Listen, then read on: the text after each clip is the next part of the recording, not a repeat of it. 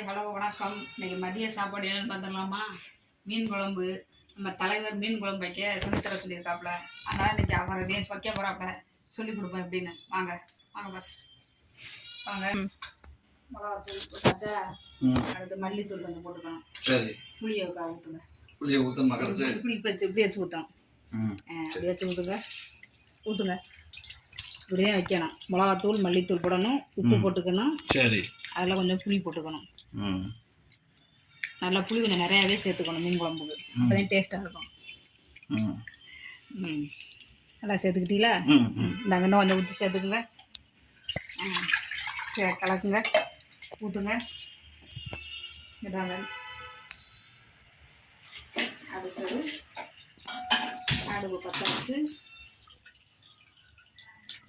எண்ணெய் கொஞ்சம் நிறையா ஊற்றிக்கணும். அப்புறம் ரொம்ப ஊற்றக்கூடாது, மீடியம். பார்த்துக்கங்க, அதான் எண்ணெய் ஊற்றணும். பார்த்துக்கங்க எவ்வளோ பார்த்துக்கிட்டேன். ரைட். அதுக்கு கொஞ்சம் வெந்தயம் எடுத்து போடுங்க. வெந்தயம் எல்லோக்குள்ள இதுங்களை வைங்க. ஏண்டா ஈரக்கையோ வைக்கக்கூடாது. வெந்தயம் போட்டாச்சா?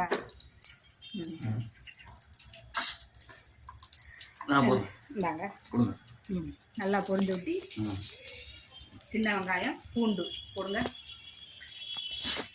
சும்மா போடுங்க.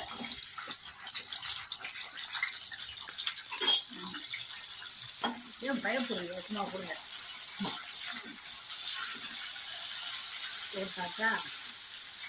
அடுத்து கருவேப்பிலை போடுங்க. நல்லா போட்டு நல்லா வதங்கணும். கீழே வைங்க. இதில் கொஞ்சம் மஞ்சத்தூள் சேர்க்கணும்.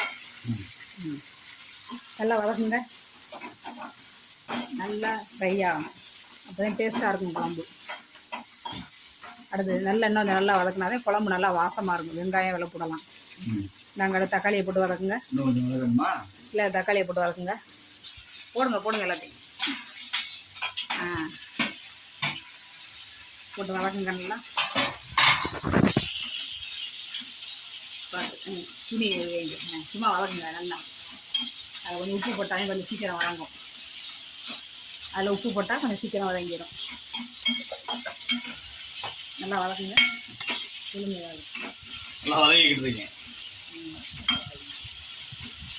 மீன் குழம்பு எப்படி வந்துச்சுன்னு தெரியல, பார்ப்போம்.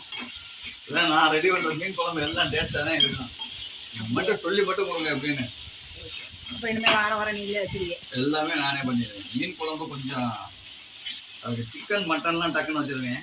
மீன் குழம்பு கொஞ்சம் இதாக இருக்கும். பொடிதான் இருக்கு. பொடி தான் மீனாக போடணும். நான் பெரும்பாலும் கடையில் வாங்குற பொடி யூஸ் பண்ண மாட்டேன். வீட்டில் தான் வீட்டு பொடி. வீட்டு பொடி வீட்டில் அரைச்சி எல்லாம் ரெடி பண்ணணும். வாங்கிடுச்சா? வதங்கிடுச்சு. இந்த கரைச்சி வச்சுருக்கேன்ல, ஒன்றாங்க கரண்டி. இந்தா இதை வந்து அப்படியே ஊற்றிட வேண்டியதான். சரி. ஊற்றி கொதிக்க விடணும். குழம்பு கொதிச்சு விட்டு மீனை போட வேண்டியதான். இதே மீன் குழம்பு. இவ்வளோதே மீன் குழம்பு பாசு. சிம்பிள் தான். ஓகேவா? பார்ப்போம். சாப்பிட்டுட்டு மீன் குழம்பு எப்படி சாப்பிட்டு பாருங்க. நல்லா டேஸ்ட்டாக இருக்கும். அதெல்லாம் பார்ப்போம். நல்லா கொஞ்சோன்னா மீனை போடணும்.